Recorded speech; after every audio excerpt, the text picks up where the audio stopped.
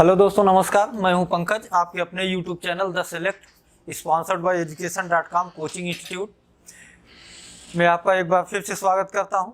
हम लोग जीएस पढ़ रहे थे और जीएस में हिस्ट्री में मौर्योत्तर काल, और मौर्योत्तर काल में हम कर्ण वंश तक पढ़ लिए थे। अब स्टार्ट करते हैं सातवाहन वंश। सातवाहनों की सत्ता मानी जाती है 30 ईसा पूर्व से लेकर 250 ईस्वी तक।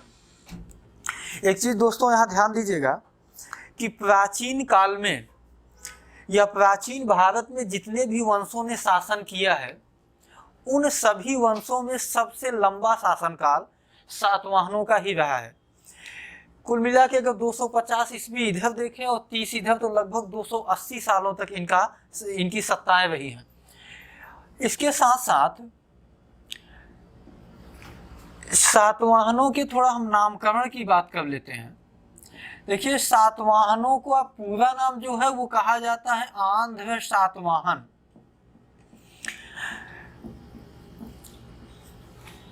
ये आंध्र शब्द उनके लिए संबोधित किया गया है पुराणों में,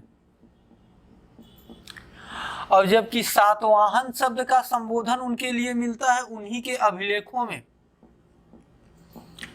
इसीलिए सातवाहनों का पूरा नाम हो जाता है आंध्र सातवाहन। और वह कौन सा पुराण है जिससे सातवाहनों के विषय में जानकारी मिलती है, तो याद रखिएगा मत्स्य पुराण। मत्स्य पुराण में ही डिटेल में पूरे उनके क्रमबद्ध शासकों के विषय में जानकारी मिलती है। अब बात करते हैं इस वंश का संस्थापक कौन था। इस वंश का संस्थापक था सिमुक, जिसने कर्ण वंश के अंतिम शासक सुशर्मन की हत्या करने के पश्चात एक नए राजवंश की स्थापना किया, जिसका नाम है सातवाहन वंश। लेकिन दोस्तों एक चीज ध्यान रखना आपको ये है कि हर्यक, शिशुनाग, नंद, शिशुनाग में अगर हम बात करें तो शिशुनाग की राजधानी भर छोड़ दिया जाए, फिर नंद, उसके बाद मौर्यों की राजधानी, उसके बाद फिर सुंगों के बाद कर्ण, यहाँ तक सबकी राजधानी लगभग पाटलिपुत्र ही रही है। लेकिन सातवाहन सिमुक अपनी राजधानी पाटलिपुत्र न बनाकर प्रतिष्ठान बनाता है, और ये प्रतिष्ठान आज की स्थिति में बात करें तो आधुनिक महाराष्ट्र में आएगा। तो कहने का आशय ये है कि मौर्योत्तर काल का पहला वंश सातवाहन वंश था, जिसने अपनी राजधानी पाटलिपुत्र के स्थान पर किसको बनाई? प्रतिष्ठान को बनाई। इसके बाद इस वंश का जो सबसे पहला, या जिसको हम वास्तविक संस्थापक बोलते हैं, वो वास्तविक संस्थापक था सातकर्णी प्रथम। सातकर्णी प्रथम। और सातकर्णी प्रथम के विषय में यह उल्लेख मिलता है कि इसने कुल 2 अश्वमेध यज्ञ करवाए थे। मैंने आपको पहले ही बताया था मौर्योत्तर काल से यज्ञों की शुरुआत हो जाएगी। वैसे भी मौर्योत्तर काल में जो देसी राजवंश हैं, उनमें यदि चेदी को केवल छोड़ दिया जाए तो लगभग जितने वंश हैं वो सभी के सभी ब्राह्मण वंश हैं, और ब्राह्मण वंशों में यज्ञों की बड़ी महत्ता थी। जब जब उनकी सत्ता आई, गुप्त जब वो भी भागवत धर्म या वैष्णव धर्म के अनुयायी थे, उनके भी शासन काल में हर शासकों ने कोई न कोई यज्ञ अवश्य किया है। तो सातकर्णी प्रथम ने 2 अश्वमेध यज्ञ किया था। सातकर्णी प्रथम के विषय में जानकारी मिलती है रानी नागनिका। इनकी रानी का नाम था नागनिका, और रानी नागनिका का नानाघाट अभिलेख। तो रानी नागनिका के नानाघाट अभिलेख से सातकर्णी प्रथम के विषय में जानकारी मिलती है कि उसने 2 अश्वमेध यज्ञ करवाए थे। लेकिन दोस्तों सातकर्णी प्रथम के शासनकाल से मौर्यों का सातवाहनों का साम्राज्य विस्तार तो प्रारंभ हुआ, लेकिन सातकर्णी प्रथम बहुत अधिक दिनों तक जीवित नहीं रहा, उसकी मृत्यु हो गई। तो फिर रानी नागनिका के नानाघाट अभिलेख में इसका उल्लेख मिलता है कि सातकर्णी प्रथम की मृत्यु के पश्चात कई वर्षों तक रानी नागनिका ने ही सत्ता संभाली थी। नागनिका ने सत्ता संभाली थी। अब जब से हम भारत का इतिहास पढ़ रहे हैं, ये आपको ऐसा पहला उदाहरण मिला होगा जब किसी राजा की मृत्यु के पश्चात किसी रानी के द्वारा सत्ता संभाली जा रही है। इसके अलावा इनका जो नानाघाट अभिलेख है, इस नानाघाट अभिलेख में रानी नागनिका को ब्राह्मण और बौद्ध धर्म के भिक्षुओं और ब्राह्मण धर्म के पुरोहितों को जमीन दान में देते हुए बताया गया है, दान में देते हुए दिखाया गया है।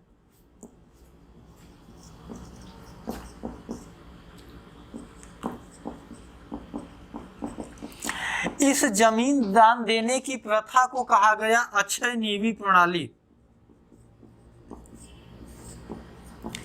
इस अक्षय निधि प्रणाली की शुरुआत सातवाहन वंश में हुई और इस प्रणाली की शुरुआत किसने किया था?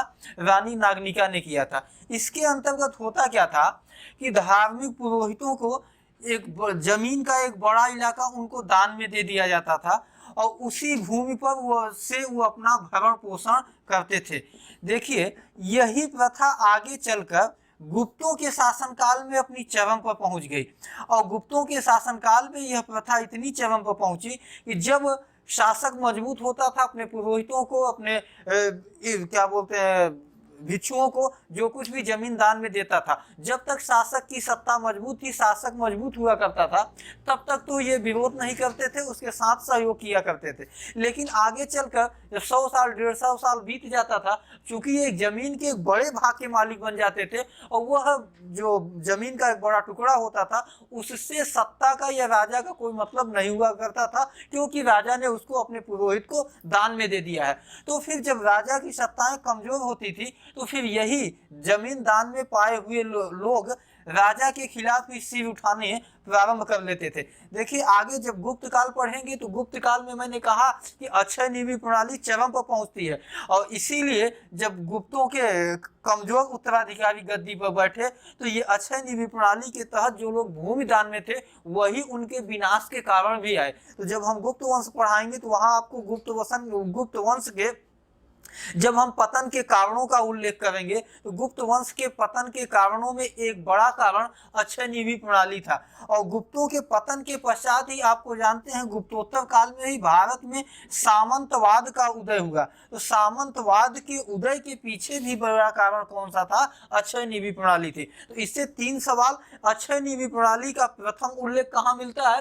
रानी नागनिका के नानाघाट अभिलेख में। सेकंड सवाल, यह अक्षय निधि प्रणाली कब शुरुआत कब हुई थी? सातवाहन वंश की रानी नागनिका के शासनकाल में। तीसरा, गुप्तों के पतन का सबसे बड़ा कारण कौन सा था? अक्षय निधि प्रणाली। अक्षय निधि प्रणाली किस वंश के शासनकाल में अपनी चरमा अवस्था पर पहुंची? तो वो गुप्त वंश था और भारत में सामंतवाद के उदय का कारण क्या था? अक्षय निधि प्रणाली थी। इसलिए आप अक्षय निधि प्रणाली पर थोड़ा सा ध्यान दीजिएगा क्योंकि कई सवाल यहाँ से पूछ लिए जाते हैं। चलिए हम अब अगले शासक की ओर चलते हैं। इस वंश का अगला जो शासक हुआ उसको कहा जाता है राजा हाल। देखिए, भारतीय इतिहास में, वो भी हम प्राचीन काल की बात करें तो प्राचीन काल लगभग राजपूत काल की गणना तो हम पूर्व मध्यकाल में करते हैं, लेकिन विधिवत मध्यकाल की शुरुआत होती है मुस्लिमों की सत्ता से। अगर हम राजपूत काल को भी एंशिएंट इंडिया में शामिल करें तो देखिए, भारतीय इतिहास में 2 शासक हुए हैं। एक हुए हैं राजा हाल और दूसरे शासक हुए हैं राजा भोज। तो राजा भोज और राजा हाल अपनी विद्वता के लिए ही जाने जाते हैं। तो जब हम राजपूत काल पढ़ाएंगे तो वहाँ भोज के विषय में बताएंगे। अब चूंकि हम पढ़ा सातवाहन रहे हैं इसलिए हम सातवाहनों के शासक राजा हाल के विषय में बताते हैं। राजा हाल स्वयं विद्वान शासक थे, विद्वानों के आश्रयदाता भी थे और इनके शासन काल को शांतिप्रिय काल माना जाता है। शांतिप्रिय इसलिए माना जाता है क्योंकि ये पठन पाठन पर, साहित्य के विकास में इस पर ज़्यादा फोकस किया, ज़्यादा ध्यान दिया। इन्होंने साम्राज्य विस्तार पर उतना ध्यान नहीं दिया, इसलिए युद्ध नहीं हुए और जब युद्ध नहीं हुए तो इनके शासनकाल को शांतिप्रिय कहा गया।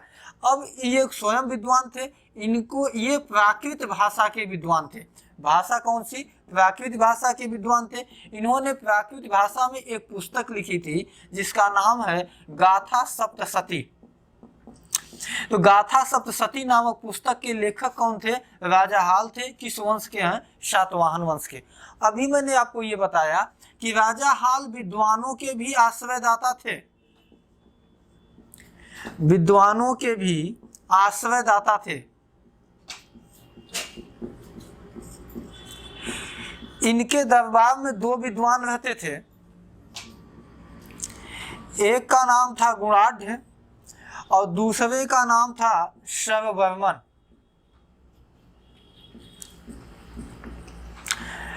गुणाढ़ ने बृहत कथा कोश नामक पुस्तक लिखी है। ये सभी पुस्तकें एग्जाम में पूछी गई हैं, जबकि शर्ववर्मन ने कातंत्र नामक पुस्तक लिखी है। तो आप लोग याद रख लीजिएगा, कुल 3 पुस्तकों का जिक्र आया है। ये तीनों पुस्तकें एग्जाम में पूछी गई हैं। गाथा सप्तशती के लेखक राजा हाल, बृहत कथा कोश नामक पुस्तक के लेखक गुणाढ़, जबकि कातंत्र नामक पुस्तक के लेखक शर्ववर्मन। और ये तीनों एक दूसरे के समकालीन हैं, राजा हाल के ही दरबार में रहने वाले गुणाढ़ और शर्ववर्मन थे। दोस्तों, आपको राजा हाल के विषय में इतना ही जानना है। अब इस वंश का जो सबसे प्रतापी शासक, जो सबसे ताकतवर, जो सबसे मजबूत शासक माना जाता है, उसकी हेडिंग लगाइए गौतमी पुत्र सातकर्णी। हेडिंग लगा लीजिए सब लोग, गौतमी पुत्र सातकर्णी।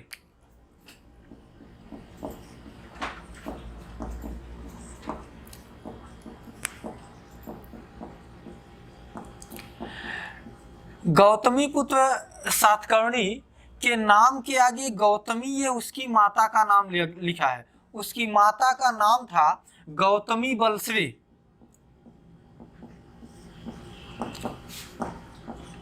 गौतमी बलश्री अपने पुत्र की प्रशंसा में एक अभिलेख उत्कीर्ण करवाया था।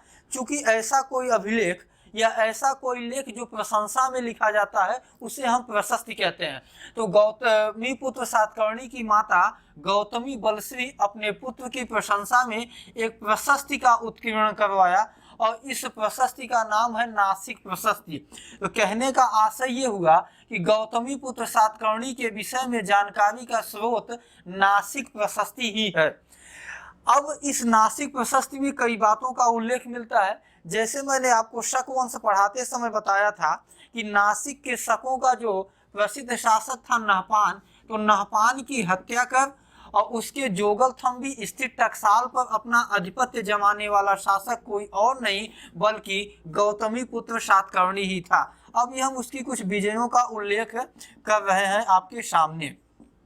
तो पहली विजय उसने शक शासक नहपान, जिसकी राजधानी क्या थी? नासिक थी। डिटेल में यदि आपको समझना है इसको तो पिछली वीडियो आप देखिए, उसमें हम शक वंश वाले में इसको हम डिटेल से बताएं। उसके बाद नासिक प्रशस्ति में ही उल्लेख मिलता है कि गौतमी पुत्र सातकर्णी ने चेदिवंशीय शासक खारवेल को भी पराजित किया था। खारवेल को भी पराजित किया था। लेकिन दोस्तों, हम यहाँ पर इसकी पराजय नहीं मानेंगे, क्योंकि इस युद्ध के का परिणाम संदिग्ध है। क्योंकि खारवेल के हाथी गुंफा अभिलेख में खारवेल को विजयी बताया गया है, जबकि गौतमी पुत्र सातकर्णी की माता गौतमी बलश्री के द्वारा उत्कीर्ण नासिक प्रशस्ति में गौतमी पुत्र सातकर्णी को विजयी बताया गया है। तो कहने का आशय यह है कि नासिक प्रशस्ति, हमने यही कहा कि प्रशंसा में कोई चीज लिखी गई तो उसे हम प्रशस्ति कहते हैं। लेकिन फिर भी किसकी बात सही है, कौन सा अभिलेख सही है, कौन सा अभिलेख सही नहीं है, कौन तथ्यहीन है, इसके लिए अब हम इसमें नहीं पढ़ेंगे। न एग्जाम में ऐसे कोई सवाल अभी तक पूछा गया कि इस युद्ध में कौन विजयी हुआ था। लेकिन हाँ, जानकारी के लिए आप जानते रहिए कि गौतमी पुत्र सातकर्णी और चेद वंश के प्रतापी शासक खारवेल के बीच युद्ध हुआ था और परिणाम इसका क्या है? संदिग्ध है। आगे बढ़ते हैं। देखिए, गौतमी पुत्र सातकर्णी जब संपूर्ण दक्षिण भारत की विजय कर लेता है तो उसके विषय में एक प्रचलित कहावत थी कि उसके घोड़े तीनों समुद्र का पानी पीते थे। तो ये सवाल कई बार एग्जामों में पूछा गया कि किसके विषय में कहा जाता था कि उसके घोड़े तीनों समुद्र का पानी पीते थे। तीनों समुद्र का पानी पीते थे। तो इसका जवाब आपको पता ही है, गौतमी पुत्र सातकर्णी था। अब ये तीनों समुद्र का पानी पीने से आशय क्या है, आइए हम थोड़ा सा मैप बना के आपको दिखाते हैं। देखिए आपको ये समझ में आ रहा होगा, ये दक्षिण भारत है। दक्षिण भारत में यदि हम इधर देखें तो अरब सागर है, अरब सागर से सीमा छूती है। दूसरी तरफ देखें तो यहाँ बंगाल की खाड़ी है, और तीसरी तरफ देखें यहाँ नीचे दक्षिण में तो यहाँ पर हिंद महासागर है। तो हो गए आपके सामने तीन समुद्र, बंगाल की खाड़ी, हिंद महासागर, अरब सागर। अब इसके पहले मैंने आपसे ये बताया कि संपूर्ण दक्षिण भारत पर उसने अपना आधिपत्य जमा लिया था। यदि संपूर्ण दक्षिण भारत पर उसका आधिपत्य हो गया तो अब उसके घोड़े चाहे अरब सागर में पानी पिए, चाहे बंगाल की खाड़ी में पानी पिए, या हिंद महासागर में पानी पिए, इस कहावत का सीधा सीधा आशय यही था बताना कि उसका संपूर्ण दक्षिण भारत पर आधिपत्य स्थापित हो चुका था। तो दोस्तों ये सब जानकारी रही किसके विषय में, गौतमी पुत्र सातकर्णी के विषय में। अब गौतमी पुत्र सातकर्णी के पश्चात वशिष्ठी पुत्र पुलमावी, यज्ञश्री सातकर्णी और शिवश्री सातकर्णी जैसे शासक हुए। हाँ, उनसे भी एक आध सवाल कभी एग्जाम में इक्का दुक्का पूछे गए हैं, इसलिए हम उनके विषय में भी आपको कुछ बता देते हैं। तो इसको स्क्रीनशॉट ले लीजिए या अपने कॉपी में नोट करिए, हम इसको साफ करते हैं।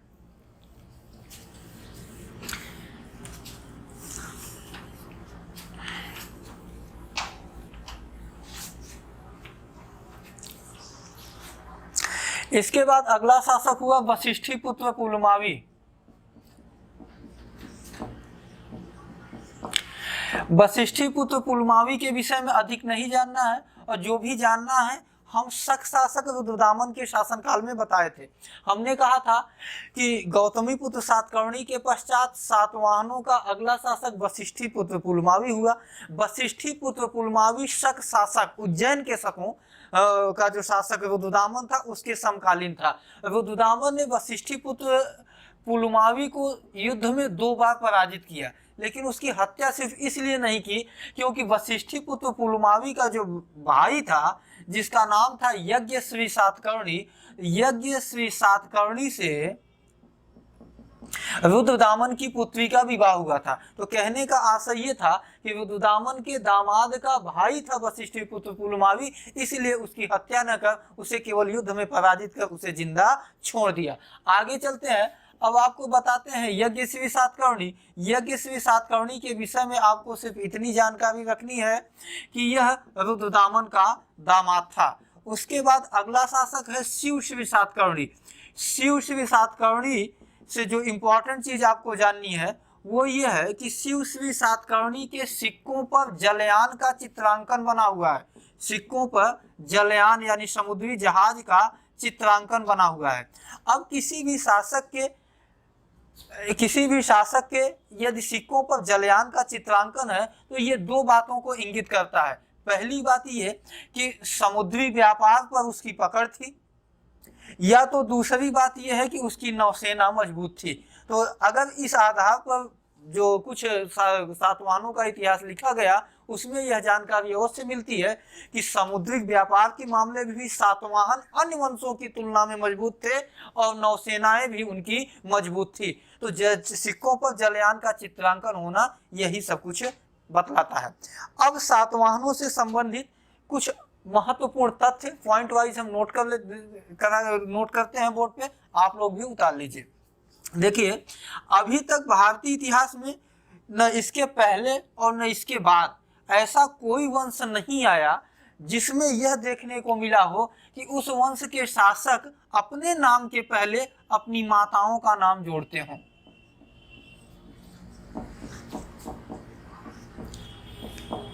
अपनी माताओं का नाम जोड़ते हों। आप नाम सुने गौतमी पुत्र सातकर्णी, वशिष्ठी पुत्र पुलमावी, ये कुछ ऐसे उदाहरण हैं जो ये बताते हैं कि सातवाहन शासक अपनी माताओं के नाम अपने नाम के आगे जोड़ा करते थे। एक उदाहरण। दूसरा उदाहरण ये हुआ कि इसके पहले मैंने कहा कि अभी कोई वंश के विषय में आपने ऐसा नहीं सुना या नहीं पढ़ा कि राजा यानी शासक की मृत्यु के पश्चात कोई महिला या कोई रानी सत्ता संभाली हो।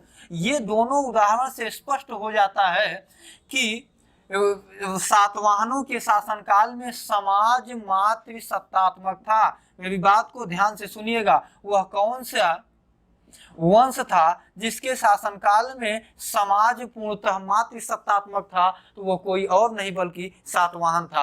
और माताओं का नाम जोड़ना और उस समय 30 ईसा पूर्व से और 250 ईस्वी के आसपास एक महिला का गद्दी पर बैठना ये महिला सशक्तिकरण का ही परिचायक है। इसलिए ये सवाल आपके लिए इंपॉर्टेंट हो जाता है, पहली चीज।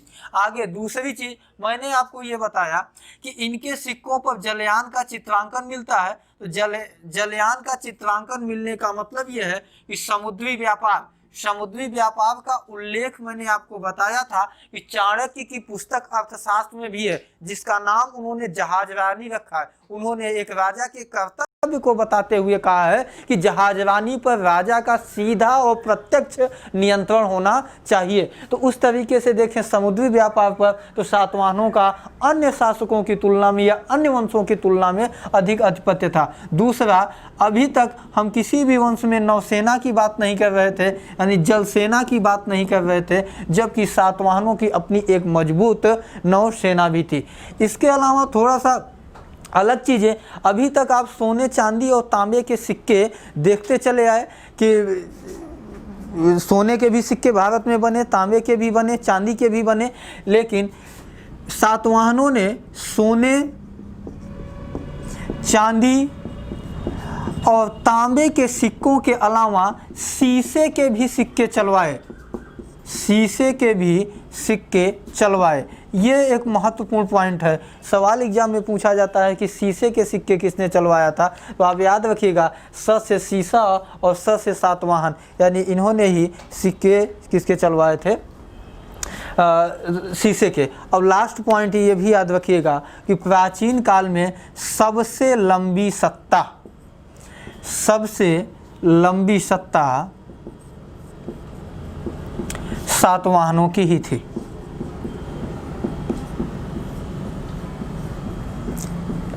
तो ये वही जानकारी आपके सातवाहन वंश के विषय में। हमने वो सारी चीज़ें बताने की कोशिश की, समझाने की कोशिश की जो एग्ज़ाम में सवाल पूछे जाते हैं। और एक चीज़ ध्यान रखिएगा, एक ट्रिक है, हो सकता है वो ट्रिक बड़ी फेमस है, आप लोग जानते भी होंगे, जो लोग नहीं जानते हैं वो जान लीजिएगा कि देखिए प्राचीन काल का भारत का राजनीतिक इतिहास की शुरुआत हर्यक वंश से होती है। तो हर्यक वंश से लेकर कर्ण वंश तक जितने भी वंश हैं उनको एक ट्रिक ये है हसीन मासुका। यहाँ पे ह का मतलब है हर्यक वंश, सी का मतलब है शिशुनाग वंश, और न का मतलब है नंदवंश, म का मतलब है मौर्य वंश, और शु का मतलब है यहाँ पे शुंग वंश, और क का मतलब है कर्ण वंश। तो ये क्रमबद्ध यानी हर्यक, शिशुनाग, नंद, मौर्य, शुंग और कर्ण जिस तरीके से क्रमशः इन वंशजों की सत्ता पाटलिपुत्र में स्थापित हुई है, तो ये उनकी ट्रिक है जो एक क्रमबद्ध तरीके से पाटलिपुत्र यानी मगध को अपनी सत्ता का केंद्र बिंदु बनाकर शासन किए हैं। उसके बाद जो अगला शासक स से आएगा यानी सातवाहन, उनकी राजधानी प्रतिष्ठान हो जाती है, उनकी सत्ता का केंद्र बिंदु आधुनिक महाराष्ट्र हो जाता है। तो ठीक है, ये सातवाहन वंश हम जब यहीं से समाप्त करते हैं। अब अगली हेडिंग लगा लीजिए वाकाटक वंश। वाकाटक वंश भी और इसके साथ साथ फिर आगे हम चेदी वंश भी देख लेते हैं। ये दोनों बहुत छोटे छोटे वंश हैं। तो हेडिंग सब लोग लगाइए, अगला वंश वाकाटक वंश।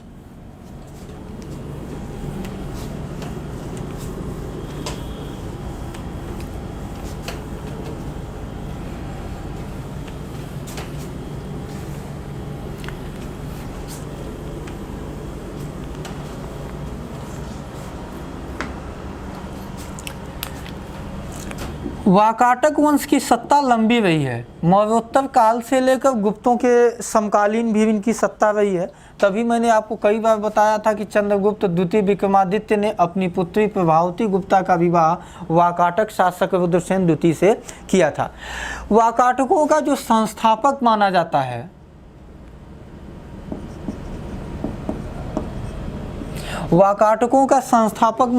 है विंध्य शक्ति।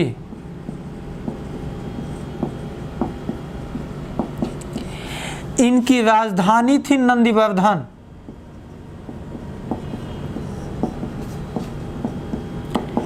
और नंदीवर्धन की आज की हम लोकेशन देखें या आज के संदर्भ में बात करें तो नासिक। इनका जो सबसे प्रसिद्ध शासक उसका नाम था प्रवरसेन। और प्रवरसेन भारतीय इतिहास में सर्वाधिक यज्ञ करवाने के लिए जाना जाता है, सर्वाधिक यज्ञ करवाने के लिए जाना जाता है। इसने 4 अश्वमेध यज्ञ और 2 राजसूय यज्ञ करवाए थे। इसके पश्चात इस वंश का जो अगला शासक हुआ या अगला जो महत्वपूर्ण शासक है उसका नाम है रुद्रसेन द्वितीय। यही इसी रुद्रसेन द्वितीय का विवाह हुआ था प्रभावती गुप्ता से, जो चंद्रगुप्त द्वितीय विक्रमादित्य की पुत्री थी।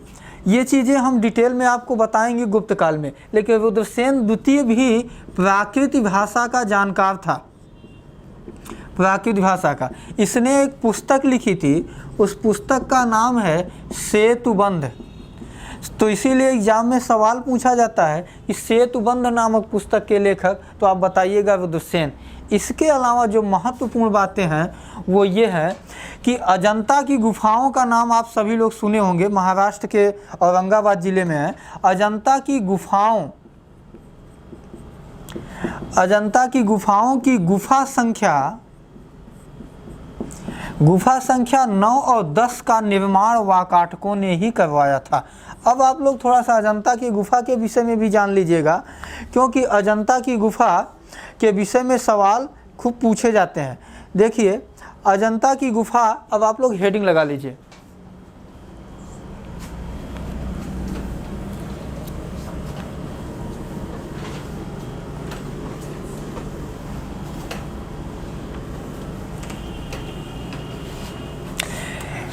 एक सवाल कि अजंता की गुफा का निर्माण किसने करवाया था।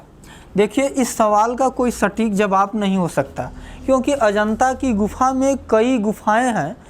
कहा जाता है या किताबों में लिखा मिलता है कि उसमें कुल 29 गुफाएं थी और 29 गुफाओं में से सब की सब नष्ट हो चुकी हैं। वर्तमान में केवल 7 गुफाएं बची हैं और इन 7 गुफाओं के भी निर्माणकर्ता अलग अलग हैं। तो चलिए आप सब हेडिंग लगा लीजिए, अजंता की गुफा।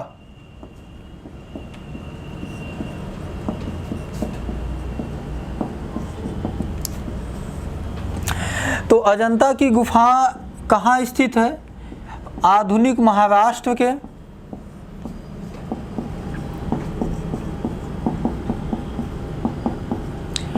औरंगाबाद जिले में है।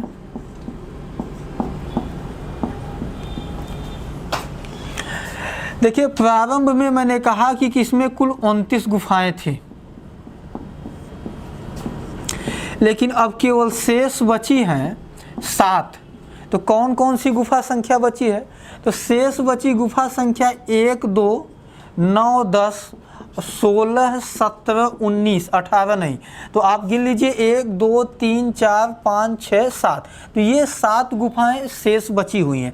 अब इन गुफा संख्याओं का कौन निर्माण करता है, ये एग्जाम में सवाल पूछा जाता है। देखिए गुफा संख्या 1, 2 का निर्माण करवाया था पुलकेशिन द्वितीय ने। पुलकेशिन द्वितीय ने गुफा संख्या 9, 10 का हमने अभी आपको बताया, इनका निर्माण करवाया था वाकाटकों ने। और गुफा संख्या 16, 17 का निर्माण करवाया था गुप्तों ने। अब जो लोग थोड़ा बहुत भी इतिहास से परिचित होंगे उनके दिमाग में एक सवाल खटक रहा होगा कि पुलकेशिन द्वितीय की सत्ता बाद में आती है, वो किस तरह, क्यों, कैसे गुफा संख्या 1, 2 का निर्माण करवाता है। वाकाटकों की सत्ता गुप्तों से भी पहले आती है, तो ये गुफा संख्या 9, 10 का निर्माण करते हैं। और जबकि पुलकेशिन द्वितीय से भी पहले सत्ता आती है गुप्तों की, तो गुप्तों ने किस तरीके से गुफा संख्या 16, 17, 19 का निर्माण करवाया था। इसका जवाब ये है दोस्तों कि जिस समय ये गुफाएं बनी थी, इस तरीके से मान लेते हैं हम, ये पहाड़ है, ये कुल इस तरीके से 29 गुफाएं थी। तो उस समय गुफाओं को एक नंबर सिस्टम या उनको गुफा संख्या 1, 2, 3, 4, 29 तक नाम नहीं दिया गया था। वाकाटकों ने गुफा संख्या 9, 10 का, गुप्तों ने गुफा संख्या 16, 17, 19 और पुलकेशिन ने गुफा संख्या 1, 2 का निर्माण करवाया। मैंने ये बताया भी आपको कि पुलकेशिन की सत्ता इसमें सबसे बाद में, अगर इसको हम क्रमबद्ध तरीके से देखें, इसमें सबसे पहले वाकाटक आएंगे, सेकंड पे गुप्त आएंगे और थर्ड पे पुलकेशिन आएंगे। तो इनमें से अगर देखा जाए तो इनकी गुफा संख्या 1 2 हो गई, इनकी 9 10, तो इसके लिए परेशान होने की आवश्यकता नहीं है, क्योंकि ये गुफाओं में नंबरिंग ये बाद में की गई, जब इनका अध्ययन किया गया तब। जैसे मान लीजिए हम इसको 9 10 मान लेते हैं, इसको हम 16 17 और 19 मान लेते हैं। तो इसके पहले अगर इतनी गुफाएं अगर मान लीजिए इन्होंने बनवा दिया था वाकाटकों ने, गुप्तों ने, इसके आगे अगर जगह थी तो बाद में सत्ता संभालने वाला पुलकेशिन थी, अगर गुफा संख्या आगे बनवा देता है उसका नंबर 1 2 हो जाता है, इससे हमको परेशान होने की आवश्यकता नहीं है। अब एक चीज और ध्यान दीजिएगा, अजंता की गुफा में पूछा जाता है कि सबसे प्रसिद्ध चित्र कौन सा है, तो आप बताइएगा। सबसे प्रसिद्ध चित्र है मरणासन राजकुमारी का, मरणासन राजकुमारी का चित्र, यही आपको जानना है। ये हुआ आपकी अजंता की गुफा से संबंधित विशेष जानकारी हो गई आपकी। अब एक छोटा सा वंश और बचा है जिसको हम चेदी वंश कहते हैं, और मौर्योत्तर काल में चेदी वंश एक ऐसा वंश था जो जैन धर्म के अनुयायी थे, और इनके विषय में जानकारी का एकमात्र स्रोत हाथी गुम्फा अभिलेख है। और हाथी गुम्फा अभिलेख के विषय में आप नंदवंशीय शासक महापद्मनंद के शासनकाल से ही पढ़ते चले आ रहे हैं। तो चलिए हेडिंग लगा लीजिएगा, चेदी वंश।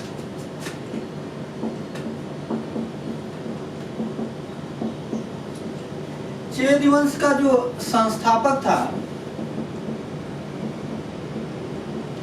उसका नाम था महामेधिवाहन।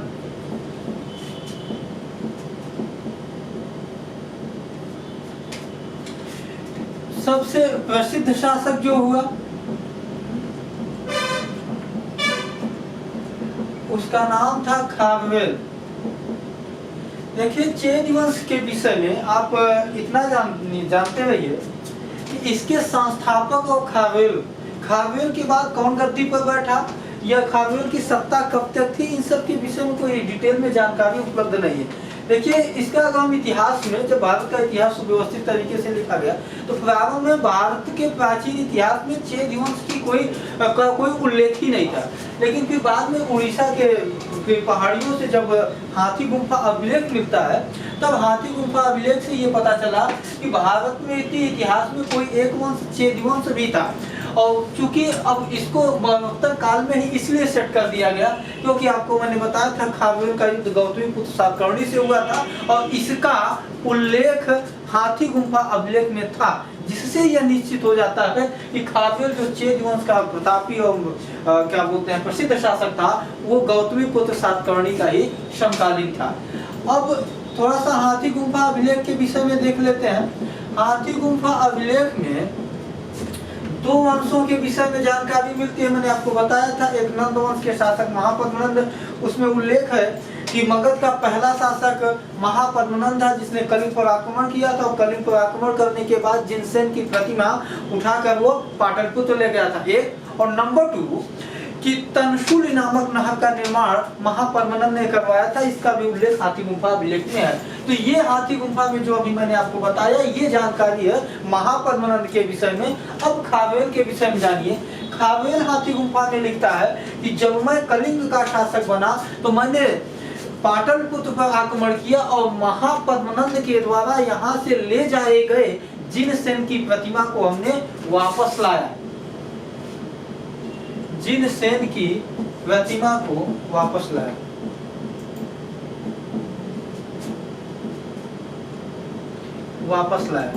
इसके अलावा मैंने आपको ये कहा भी अक्षय नीति प्रणाली की चर्चा किया था। अक्षय नीति प्रणाली की शुरुआत रानी नागनिका के नाना घाट अभिलेख में उसका स्रोत मिलता है और रानी नागनिका ने ब्राह्मण और बौद्ध धर्म के लोगों को या ब्राह्मण पुरोहितों को कह लीजिए या बौद्ध भिक्षुओं को भूमिदान में दिया था। लेकिन हाथी गुम्फा अभिलेख में खारवेल यह बताता है कि वह जैन धर्म के पुरोहितों को भूमिदान में दिया था, दान में दिया था। इसके अलावा जो तीसरी बात है कि इसका युद्ध गौतमीपुत्र सातकर्णी से हुआ था। और लेकिन हमने बताया था गौतमीपुत्र सातकर्णी पढ़ाते समय कि इस युद्ध का जो परिणाम है वो संदिग्ध है। इसके अलावा एक रोचक जानकारी मिलती है कि खारवेल, आप अगर ये इंडिया का, साउथ इंडिया का मैप देखते हैं तो मैंने आपको मौर्य काल में ही बताया था, ये इधर चोल थे और इधर चेर थे और ये पांड्य थे। तो ये कलिंग है, यहाँ से वो पांड्यों के ऊपर आक्रमण करता है, या पांड्यों मत लिखिए, पांड्य राज्य पर आक्रमण किया।